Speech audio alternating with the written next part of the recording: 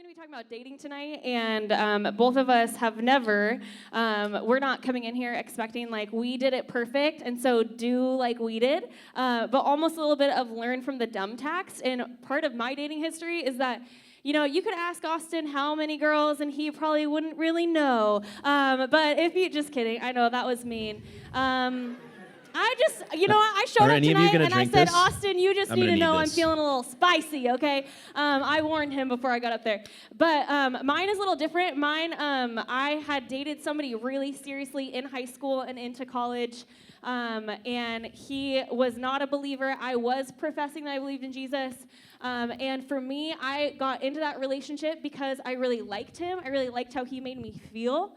And it kind of became this thing where, I don't know if you guys can see this in dating relationships, but it actually kind of becomes this like mutual using of each other, where I was just like, I don't know, I thought this about dating in high school, like that's all that like seriousness stuff can get like later when I actually am thinking about getting married and wanting a family, but right now I just want to have fun. I don't know if you guys have said that, if you guys have looked or been in a dating relationship with like, I just want to have fun. And that was kind of my take, and what that led to for me was a lot of heartache, and a lot of heartache for him and a lot of heartache for me, and had other dating stories, but I'll bring that one up because it wasn't done perfectly. And we kind of stand here today. We dated each other. We made mistakes when we were dating each other, but by that time, we come to this conversation having paid a little dumb tax that we would love to get to share with you. What would it have looked like to do it differently? What do I wish that I would have known? And maybe, you know what, somebody could have told me this and I still wouldn't have followed it. I just would have had to learn my own way. But the hope would be, like, if you are here and you're hungry and you want to learn and what it looks like to do this in a way that's probably healthier and probably going to keep you closer to Jesus through the process, we would love to get to share some of what that looks like. So. Yeah. Does that term make sense when she says dumb tax? It's like when you buy something, typically speaking, there's like a tax involved on the other side of that, right? Does that make sense? So it's like you buy it and tax is added on. So when she says like dumb tax, it's like stupid things that we've done that we look at y'all and go, hey, if you can actually listen to this, we might save you from some of those stupid things. Like you don't have to do the thing that we did. You could actually learn from that, which the Bible calls wisdom, right? And so 2 commitments I'm making to you throughout this entire series. The first one is that everything we talk about is going to be biblically based. I'm going to get to that in just a second. The second commitment is that I'm going to treat you like adults. And so in this conversation, like, I'm going to shoot you straight. Every young adult that works in the context of Omega or 2020 or our like Praxis Young Adult Ministries, I would have this exact same conversation pretty much the exact same way. So this isn't like, hey, high school student, this is how I'm going to talk to dating for you, right? It's like, no. When it comes to relationships, Paige and I work with a lot of young adults at our last church. Paige was a pastor at the church that worked with young adults. We had over 500 young adults coming to this service on Thursday nights, and we've counseled a lot of young dating couples. And so this is us sitting here going like, hey, we really care about you. We're going to treat you like adults. And then the one thing I ask back is that you lean in. So if like, even if you're sitting next to like your significant other tonight and you're like, we came to the dating talk together, right?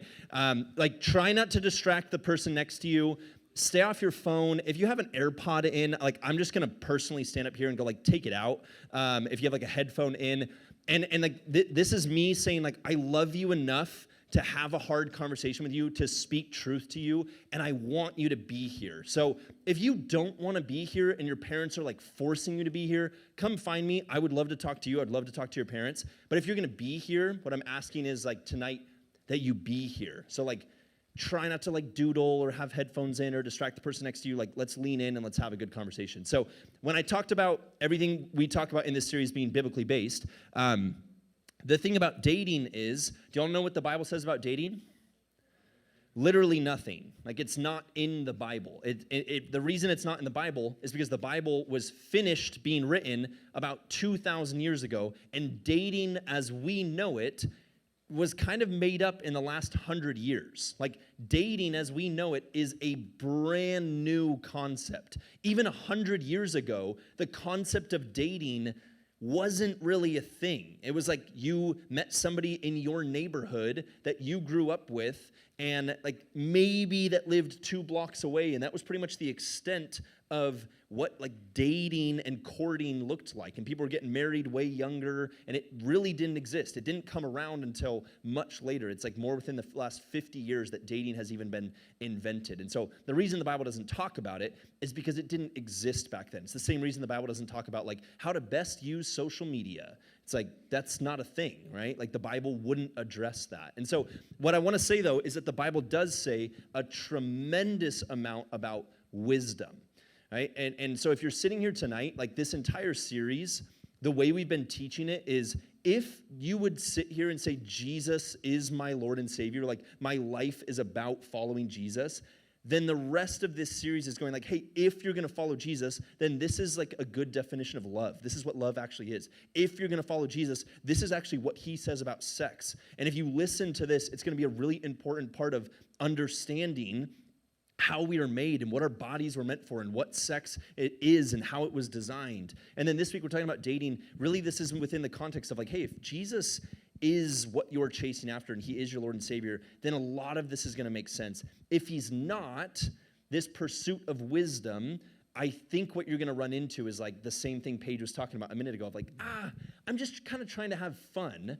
And like, I'll worry about the like serious stuff later on when I'm more ready to get married. But let me just say, what both of us would want to tell you based on our dumb mistakes is the decisions that you're making right now as a freshman in high school, as a sophomore, as a junior, as a senior, especially in the context of dating, the decisions you're making and the relationships that you're currently in are absolutely going to impact who you are someday and the relationships that you will be in one day. The things that I have had to unpack with Paige because of the mistakes that I made with other girls are really, really hurtful, right? It's like, it's conversations that we've had to have. It's counseling sessions that we've had to sit in, right? Relationships are really, really tricky, and marriage is like this beautiful gift, but it's also like, I'm paying the penalty now for the relationships and the mistakes that I made in the past, right? And it's not like Paige is holding those things over my head, and there's so much grace, and there's so much forgiveness, and there's so much redemption that can be had. And so if you're making mistakes right now, don't hear me saying like, you're screwed, your future relationship is done. I'm just saying, don't think that you can just, I'll just have fun in high school, and then later on I'll figure out the serious stuff. So a couple things that the Bible does say about wisdom. Proverbs chapter 9, verse 9 says, instruct the wise, and they will be wiser still.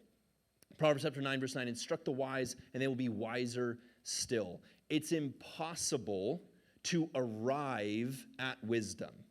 Does that make sense? Right? Like you will never wake up, no human being will ever wake up on this side of heaven and go, oh, I did it. I am wise. Right? No, it says instruct the wise and they will be wiser still. It's like humility, the humble person. Humility is never something that a human being will arrive at. If somebody stands up and goes, I'm humble, I did it. I am the most humble man in the world. Dang it. Right? It's like by the statement of saying like I've arrived at humility, you're not humble. Right? Wisdom is an endless pursuit. So in high school, at 31, my parents, my grandparents, like correct the wise man or the wise woman and they will be wiser still. I love this one. Proverbs chapter 4, verse 7 says, the beginning of wisdom is this. Get this. I love this verse. It's so simple. The beginning of wisdom is this. Get wisdom. Isn't that an amazing verse? It's like the simplest thing in the world. You want to know how to be wise? Get wise. And you're like, wait, what? How? And you're like, just start. I love that the Bible defines wisdom as just the person who's willing to listen. It's just the person who's willing to go like, maybe it's possible, maybe, that someone else knows more about life than me. Maybe. Right? That's wisdom. Going, somebody else knows more about life. I'm just going to listen. Do you want to know how the Bible describes the fool? The fool is simply the person that refuses to listen to wisdom. The fool goes, I am the only person that gets me. I am the only person that understands me and my world. No one else can speak into my existence. The Proverbs describes the fool as like the dog that returns to its vomit. Anybody have dogs? My dog threw up this morning, legitimately, right? I'm not making this up. My dog threw up this morning, and then immediately what did my dog do? he went to his vomit and started like lapping it up. And I was like, right? Like, it's literally the most disgusting thing ever. But Proverbs says this. Proverbs says, the fool is like the person that makes the mistake in life and then returns back to their mistakes and back to their mistakes and back to their mistakes. The fool was me, dating and thinking I can figure this out, and then just dating the next girl, and then dating the next girl, and then dating the next girl. And it's like, I never stopped to listen, to take in the wisdom of maybe my pastor or my small group leader or my parents or my older siblings. Like, just stopped long enough to go, maybe somebody knows more than I know. Right? So wisdom says, listen to wisdom. And this is what I'll say, like, to start this message. This is kind of like a hot take, but I'm going to say it anyways. If you want to ask, like, if you were sitting here and you were like legitimately willing to come up to Paige and I and say, like, hey, as a high school student, what's your like number one piece of advice when it comes to dating? Paige and I would both agree at saying this. We would say, in high school, the number one piece of wisdom I would give you for dating, don't. That's it. That's all I would say. And you want to know why? I've never, ever, ever in my life met somebody that just says, I just wish I would have dated more in high school. I wish I would have like crossed more physical boundaries when I was in high school. I've never met anybody that said that. But on the other side, I've met countless, dozens, if not hundreds of people that go, I just wish I would have dated less when I was in high school or when I was in college. I wish I would have done less with the opposite sex. I wish I would have crossed less sexual boundaries, right? Because I set myself up for failure when it came to future relationships. 99%, this is a real statistic, 99% of high school relationships end in a breakup, right? And I get it. If you're sitting here and you're actively dating right now, like, you're the 1%. I get it. I understand, right? Like, in your head, you go like, we're different, right? Maybe, okay? Maybe. But my guess is, you, of all, those of you that are dating, my guess is that you've broken up with someone, or we all know somebody who has broken up with someone. And my guess is, of all of those stories of breakups, most of them have been pretty messy. Right? I'm not going to ask you to like raise your hand, but most of us probably know somebody that dated and it ended, and then it was like nuclear. Right? Like the two of them like walked into the same hallway and it was like, boom, boom, boom, right? Or you ever seen an ex and like walked up and you see your ex and you're like, oh God, right? And you like turn the other way, right? And you walk like, it is possible for that not to be the case when it comes to dating. I'm gonna go get our prop. You set up the next one. Okay. Another piece that as we kind of were talking about like the biblical basis, we're talking about wisdom, all that kind of stuff. I'm going to just give you guys a myth of what dating or relationships I feel like have been in pop culture. And somehow us in the church, we grabbed it and then we have started feeding it to, I think, everybody. But as a gal, this is one that I had. Can you go ahead and show the image that I had, Austin? Do you guys see this? There we go. Do you guys see this beautiful little girl? And she has this teddy bear. And this was one that us girls, we would send around when girls would experience heartbreak or rejection or get broken up with in college. And there's this idea that like, oh, this guy broke up with me, or oh, I'm letting him go, but don't worry, like God has the one. God has been preparing like this person who's going to be so perfect for me. We are like going to be a wonderful match.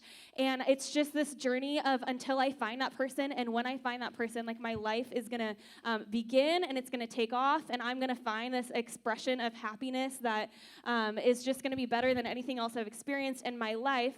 My life purpose, my life goal is that I'm going to have this relationship that's so completely fulfilling for me. And you know what we've done is we've also kind of turned that into this idea that that's a promise from God. And I have searched and I've searched, and it is not a promise. Actually, I think you're ready to go with me on another cheesy Christian girl moment. Let's do it. I think that this is perfectly true. I think this is true. I think Jesus has something far, far better for us than the person who has dumped you, the person that you've liked that has never looked your way. I think God has so much more for us than this person that we think is going to fully satisfy us. And I think that in this pursuit of what it looks like to find life and purpose and meaning and happiness, Jesus would love to turn around and he would love us to give us himself. Like, for sure. I think as we, like, dream about what is this good gift that God is going to give us, what is this good purpose, what is this perfect love that he's going to get us. It's not going to be the person that you hope to marry one day or the person that you hope to build a life with. Here's a warning and here's a wisdom piece, is that the person, if there is somebody that you're expecting to find to meet the needs and the longings for connection and companionship and meaning and purpose and these things that can be awesome that come out of relationships, if our life is wrapped up in another human being meeting that, or if we hope to one day be like the good gift that God has given somebody else, and we love to be cherished in that way, what you're going to find is that relationship is going to be the thing that actually brings you complete and utter devastation, period. What you idolize, like, it will become the end of you. You will actually begin to find that that's the very thing that has destroyed you. And I stand here today as a gal I'm still in my 20s, and I have walked with friends through divorce. I've walked with family members and people through infidelity and through people leaving, and have experienced that there have been days, maybe hours or minutes, where Austin and I have not been like the best and the most in love people in the entire world. And if our life is built in this idea that there is somebody who's going to meet those needs that we long for, it's just a really sad roller coaster, emotional way to live life. And so as we kind of continue in this talk, what we have talked about from the very start is that our hope is that you're able to find that God and that the person of Jesus, he is actually the person that we're going to find a content and full and life, abundant life with. Not that there's this person that God has promised to us. And so as we do kind of start to think about this concept, did you get the prop? I did. Okay. Let me just double down on that, because Okay. I think when we show that photo, sometimes there's this like, oh, that's so perfect, right? But it's like we look at that photo and it's like everything about that photo is false. Like, it's misleading. Like, God is not holding this better thing off for you, going like, if you just give that up, I'm going to give you Mr. Right or Mrs. Right. Like, there is no such thing as the one. It doesn't exist. And so even like Paige and I stand up here as like very happily married, very in love, like we love our 2 kids, right? And we wrestle and we have hard days, and we like struggle with like things in life. But Paige is not my end all be all. Like, she does not fully fulfill me and satisfy like the longings of my heart. And that's the same thing true for me. Like, I would stand up here and she would go, Austin is not my end all be all, and he does not fully fulfill and satisfy every need of my heart. It's like, for us, we cannot be that for each other. That does not exist. And if you try to find that in another human being, that other human being will always let you down. So the thing that God is holding back for you, I love that Paige said that, is himself. That it is Jesus. He is the only one that will fulfill and satisfy. Like, ladies in the room, there is not a man in the world that can fill that vacancy in your heart. Men in the room, there is not a woman in the world that can fill that vacancy in your heart. She doesn't exist. And so I just want to, like, maybe you're sitting here going like, what do you know? You don't know anything. Like, and I would just say, like, you're going to pay the same dumb tax that I did.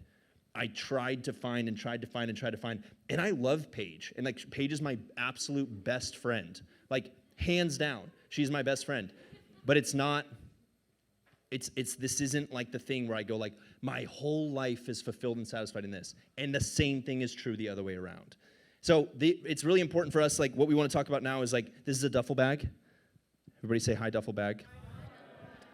And this is just like it's a helpful visual for us to talk about dating, okay? So if you want to start talking about dating, how do we do it? Okay. So here's the whole thing, is that oftentimes when we do think about dating or we think about a relationship, it's kind of this process of like, you're giving yourself to the other person and they're giving themselves to you. But what we love to do is we love to enter in and bring out a third party into the room, which is the duffel bag, which we're going to say is a relationship in and of itself. This is not that I am in a dating relationship giving myself to the other person or that person's giving myself to me, but as we two look at each other, maybe you're interested in somebody, and the first thing that you're going to do is you're going to like look down the line at what is your life about?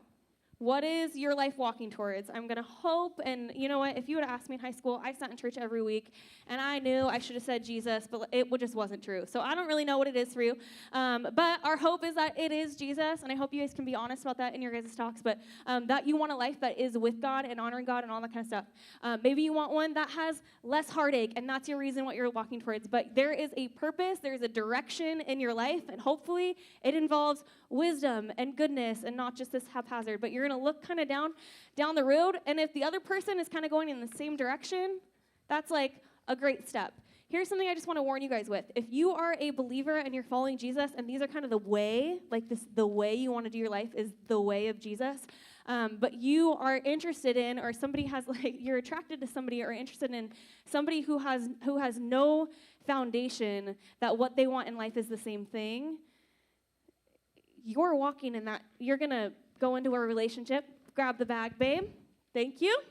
This is the relationship. It's not you. It is a separate third entity. It is not you giving yourself to them. It's you deciding, we are going to have a new thing, and it's going to be a relationship that involves you and it involves me, but it's not just this like sharing. It becomes a separate thing outside of yourself. That means it's not your identity. It's not everything about you and your future. It's just an extra relationship, and it exists here. And if you're trying to go in a direction in your life, like towards Jesus, and they're not, that becomes super complicated, right? And you're wanting to go in different ways and different things and have different times, and what that either is going to cause is it's going to cause heartache at somewhere because you're going down the road, or you're going to have to start compromising on the things that you really want, on the things that really matter to you. And so if they're walking that way, at some point someone's going to win, and no longer you're going in the direction that you want to. You're probably neither going in the direction that you actually want to go, and you're now in some skewed, random off thing that has now just formed because you're trying to go somewhere, but you're kind of in life kind of with somebody else, and they're going in a different direction. So that's part of the duffel bag, is what direction are you guys going? Is it the same place? Another part that I had said is that this is not you. This means that the minute that you're realizing, like, you know what, this is not something I want to carry in the journey anymore. You're dating. Did you guys know it's okay to break up? You want to talk about that for a second? Yeah, 100%. I love that Paige said this, and like one piece of the dating advice here, which, like, let me just triple down on the fact, like we said, like our number one advice is don't, but if you are going to, this is a little bit of us saying like, hey, here's some like best practice wisdom.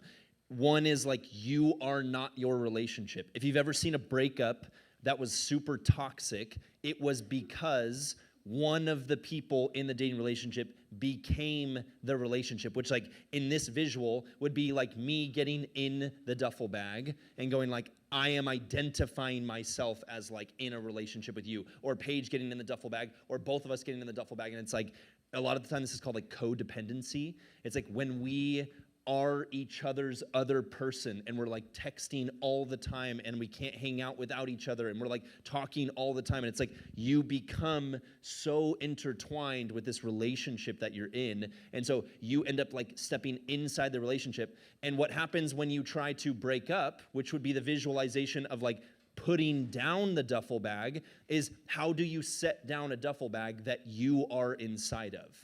It's messy.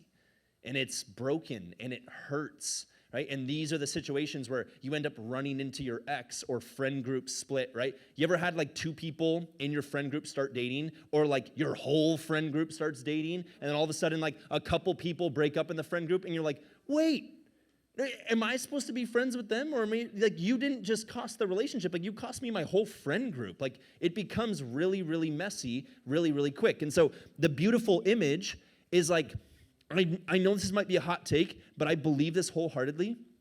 It is possible to break up with somebody, and for you to say like, hey, we were both headed in the same direction. Like, our life was about so much more than just our relationship. And we had a ton of fun. And like inside this duffel bag are fun memories, right? We had a lot of good times together, right? Like, you met my friends, I met your friends. We have shared memories. We did awesome things together. And you know what? Like, this isn't working out, and I don't see you as somebody that we're going to end up long-term with. And so I'm actually going to set down this duffel bag.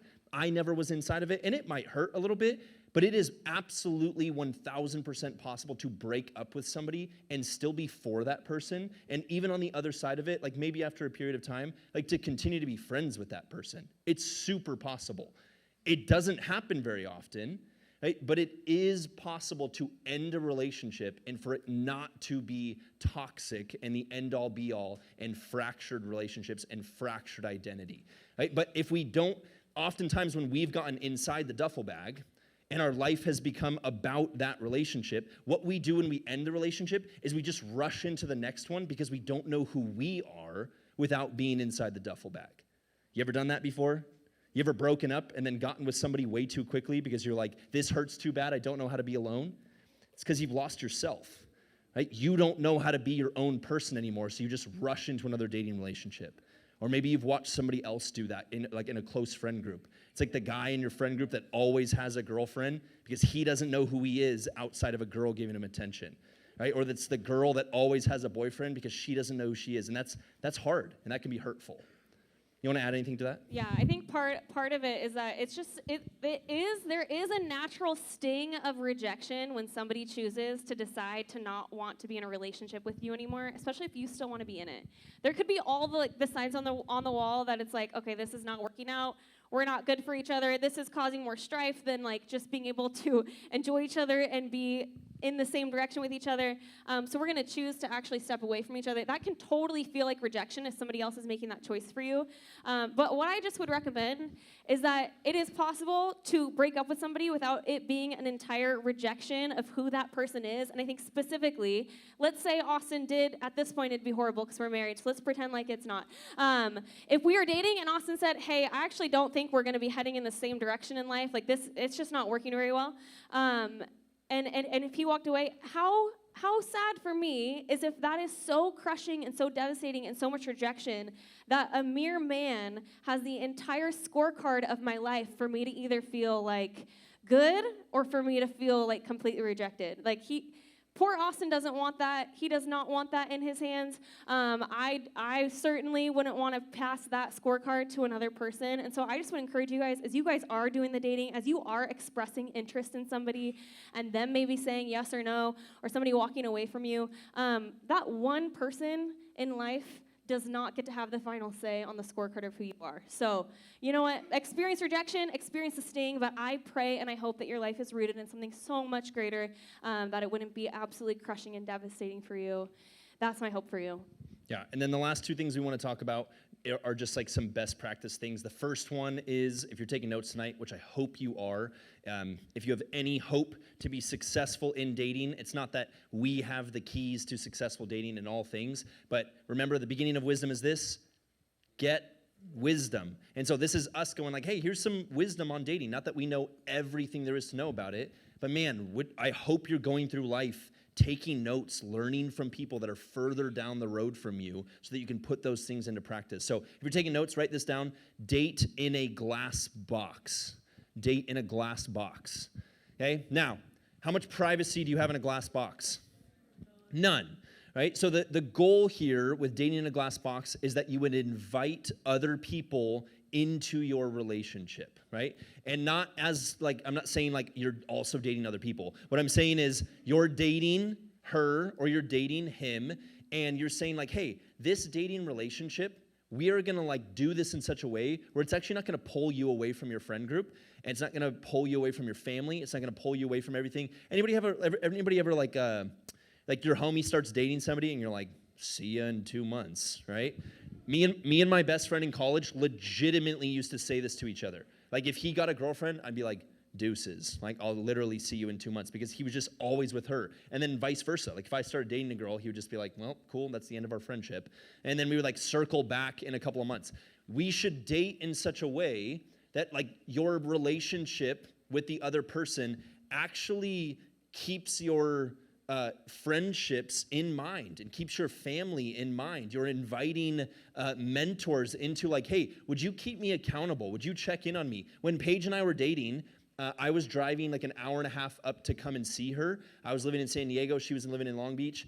And every time I was up there, my mentor lived in Long Beach. And so I would drive an hour and a half up from my house, and we would be hanging out. We'd be out on a date, and my mentor would literally text me at 11 p.m. when we were hanging out, and he'd be like, hey, homie, it's 11. When are you coming over? We're playing Call of Duty tonight. Like, he would call me and be like, hey, you shouldn't be hanging out with Paige anymore. And it wasn't that like 11:01 was sinful. It was just he knew me well enough to know the later this night gets, the more likely you are to do something dumb. And he goes, I know you. I know you don't want to do this. I know you want to honor Paige. I know you want to honor your relationship. So when it comes to these physical boundaries, he would literally, every time we were hanging out, 11 o'clock, he'd be like, hey, come over. Come crash. Like, I played more zombies that year than I was like when I was dating Paige on Call of Duty than I've ever played in my life, because I'd be like, you're right. Hey, good night, Paige. And I would go over to his house and we would crash. Right? So it's like the ability to date in a glass box. I guarantee you are going to make the most mistakes in your life when you're in a moment where no one else can see you, right? You make all your mistakes behind a closed door when no one else can see what you're doing. You make all your mistakes when no one knows where you are, and it's just the two of you parked in a car somewhere dark where nobody can find you. Right? It's like no one makes massive mistakes in broad daylight surrounded by a bunch of people. It's like we do all of our worst things when we're hiding and when we're in the dark and when we're alone. And so date in a glass box, and I promise you, your dating relationship will be that much more successful. If you're someone who wants to take that to like radical extremes, what would it look like to invite somebody who loves you and cares about you to read through your texts with the person that you're interested in? Like, I know, cringy, I know. But if you want to take that to the radical extreme, I'm just giving you guys some cringy, but ideas. So good, right? So good it's for like, you. Y'all text the cringiest things, yeah, we right? love you guys, but like, ooh. Just pause and go to somebody older than you and read your texts out loud, and I promise you'll go, I'm an idiot. I know, I'm an idiot. I'm an I idiot. know. I'm an idiot. I know. Actually, so imagine that. Okay, we're going to be talking really as we begin to wrap up. Austin Headcarna already said like these best practices. We have a word for that, and this is going to sound also like a churchy word, but the way that we're going to talk about it is this phrase. It's called personal legalism. And this is like the idea of creating a boundary for yourself because you know yourself. It's not a boundary that other people need to follow. That then becomes just legalism. But it's a boundary that allows you to say no to something because you know that if you say yes to the next thing, it's going to lead somewhere that you don't want to go. And basically, here's a phrase that is just going to take you far in life. Every yes is a no to something, and every no is a yes to something else. And so I would just love to encourage you, what it's going to sound like is we're just kind of going to give you guys a couple things. They're like, hey, here are maybe some things to consider. It might sound like a lot of no's. It might sound like a lot of don'ts, or it might sound like a lot of do's, or it might sound like some rules. But our encouragement for you, as you think about the woman or the man that you want to be, your choices and your actions today are going to determine your habits, and your habits are going to determine your character. Who you want to be one day, as you think about that, if you actually want to take that seriously, and you think about the yes of who you want to be. I want to say yes to Jesus. I want to say yes to meaningful relationships. I want to say yes to honoring the person that I'm in this relationship with, that God has asked me to love as like my family member in Jesus. I want to say yes to that. I want to say yes to this really awesome thing. So I'm going to think about it. If you're hearing like maybe some boundaries or things that sound like rules, like these are just things to consider, that you're actually saying yes to something so much better. You're saying yes to actually honoring and caring and loving for a person in a really meaningful and beautiful way that you can actually break up and step away and say, like, I'm proud of us.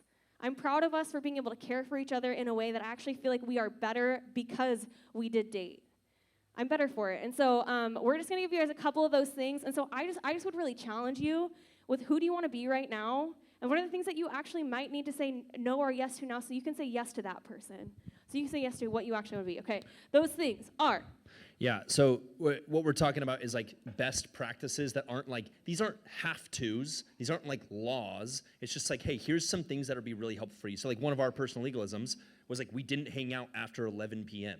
And you might go like, well, you're an adult. You can do whatever you want. It's like, you're right, I could. But me saying no to post 11 p.m. was me saying yes to like her and I doing the best that we possibly could to protect ourselves so that by the time when we got married, we could like start our marriage with this physical purity that we didn't have before marriage. Does that make sense? So like if we would have not created these boundaries, then I'm opening myself up to cross physical boundaries that I didn't want to cross. Right? Last week we talked about one of the distortions of sex is premarital sex, of going like, we're starting to have sex with people that aren't our spouse, that we aren't in covenantal, faithful relationship with. The Bible is crystal clear. Right? Sex is designed within the confines of marriage, within the confines of covenantal marriage. So a part of our personal legalism was like, that's super important to us.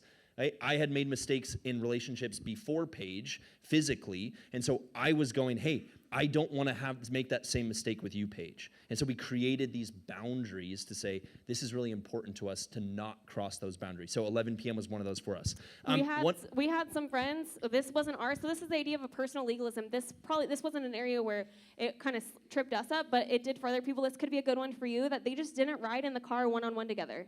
Because they knew every time that they were going to show up somewhere, it was going to lead for them doing things that they actually didn't want to do. So they chose that they were not going to ride in the car one-on-one together. Which again is not anybody saying, like, we're not saying don't do that. We're just saying there for our friends, but they went, we're not going to do that because we know when we do that, like, we end up like parking somewhere and like making out way longer than we want to. And so they just went, you know what? We're just going to remove that from us. So that's a personal legalism. Don't hear us saying you have to do this to be successful. It's like that was just an idea of, hey, this might be helpful for you or successful for you. Like, know yourself well enough to know what those things are. Here's a silly one, but this one's one that's like, I probably lean a little bit more like legalist on this one rather than like personal legalist. But gentlemen in the room, if you're going to pursue a girl, ask her on a date. Use that word, D-A-T-E. Say, will you go on a date with me? Okay?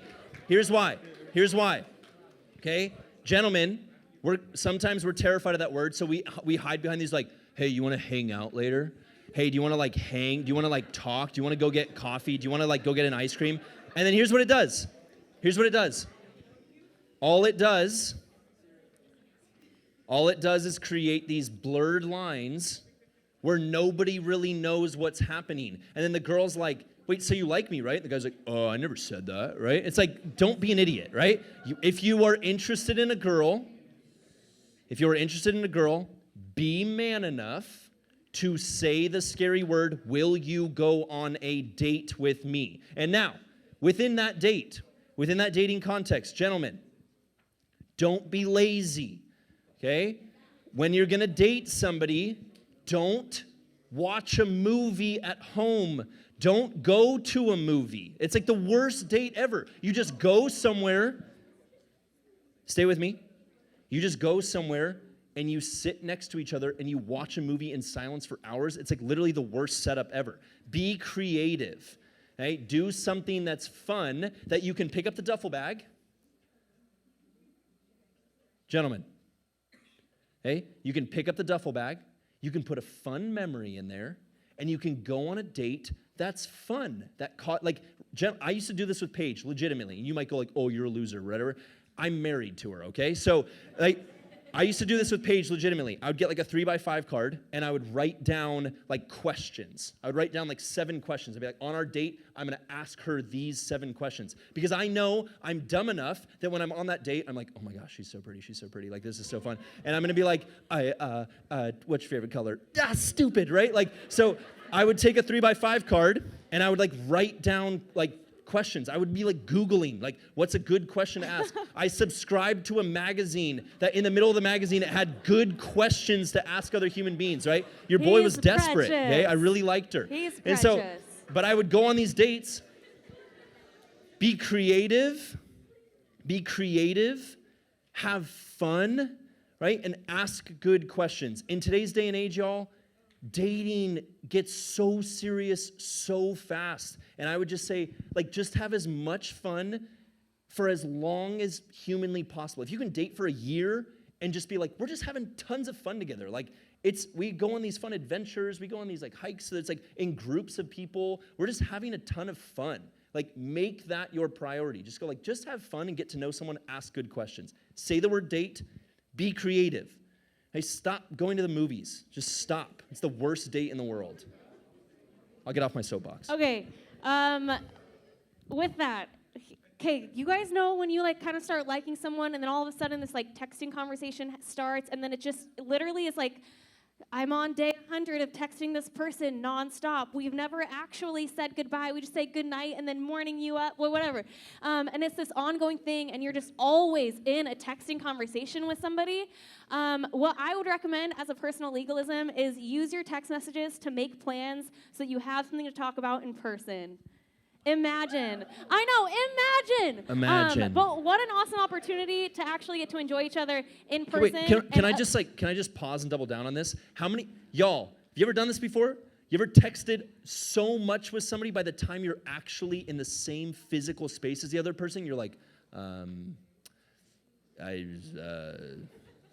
don't, right? Imagine if you could show up and be like, how was your day? And actually be curious because you weren't texting all day or Snapchatting all day, right? And it's And like the beautiful it's like the photo of just your forehead, and then there's like words on it. That Stop. also lets you say yes to the people and the places where you actually are. They're actually getting your attention, your focus, your conversation, instead of you always kind of wondering, like, did they reply? You're in this like separate thing. So that's mine.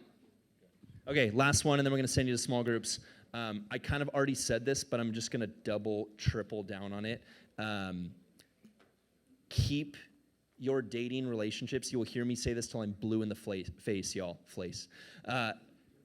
In your dating relationships, keep it light and fluffy. Keep it light and fluffy, okay? And if you're like, what does that mean? What does that mean? Okay? Don't text all day, every day. Don't get so serious. In the church, we talk a lot about physical boundaries, right? It's like, don't cross this physical boundary. Don't have sex before marriage. I believe just as much as you can cross physical boundaries, you can cross emotional boundaries. That you can start talking so deep with somebody else and letting somebody in on so many struggles, and then you break up with that person and you're like, oh no. Like, so much of my heart was given to that person, so much of my emotional conversations. What if, friends, what if your small group at Omega, your group of guys, your guys' small group leader, like what if you were vulnerable with them and walked through life with your dudes or walked through life with your girls, so much so that by the time you got to your dating relationship, that wasn't your singular outlet for everything in your life? Okay, so I would just say when it comes to dating, as much as humanly possible, keep it light and fluffy. Again, I've never in my life met somebody who said, I just wish we would have gone faster in our dating relationship. Ever. I've never met somebody that said that. But I've met hundreds of people that said, I wish we would have slowed down. I wish we wouldn't have crossed that boundary as soon as we did. I wish we wouldn't have gotten as serious as we did as soon as we did. Because there's only pain on the other side of that. Okay? Hey, if you don't hear anything else, hear this. At Omega, we love you to death. Hey, we really, really do. And we also get that a lot of you are going like, I'm gonna date. Like, I know you told me not to, but like the reality is I like them and I'm gonna date. And so here's the thing. You got a room full of awesome leaders. We love you. We're for you. We're in your corner. We want to walk through life with you. Okay? The wise person listens to wise counsel. The fool goes, what do you know? I'm going to keep making my own mistakes. And friend, the decisions you're making now are absolutely impacting who you will be someday. So if you go, I want to be in successful relationships. I want to be a mom. I want to be a dad. I want to be a husband. I want to be a wife. Who you are now will determine your health and success down the road. Okay, we love you, y'all. Like, first and foremost, God loves you. He's so for you. He knows everything about you and still chooses to love you and invite you into a relationship with you. I'm pumped to dive into conversations tonight. Make sure you ask good questions because we're going to answer them in our panel on Sunday. We love you guys. Let me pray over you, and then you're going straight to small groups. Let me pray. God, thanks for tonight. God, thanks for the opportunity to just hang with Omega and talk about something that's fun, and yet, God, that is such a serious thing in life, as the relationships in our life are such an important thing, and yet also an area where we can get hurt and where brokenness can exist, and where we can walk away from relationship wounded and in pain, or we can enter into a relationship and it can be so joy-filled, and it can be something that you have given us to help us understand you more, to help us understand love more. And I pray over these students, God, as they enter into conversations tonight, would they dive right in? Would they be vulnerable? Would they ask good questions? Pray for our small group leaders, give them wisdom, give them discernment of what to say, what not to say. Now, we thanks for this place. Thanks for Three Crosses and a place that we can just come week in and week out. We can belong. We can wrestle through the hard questions in life. We love you. Thanks for loving us first. In Jesus' name we pray. Amen.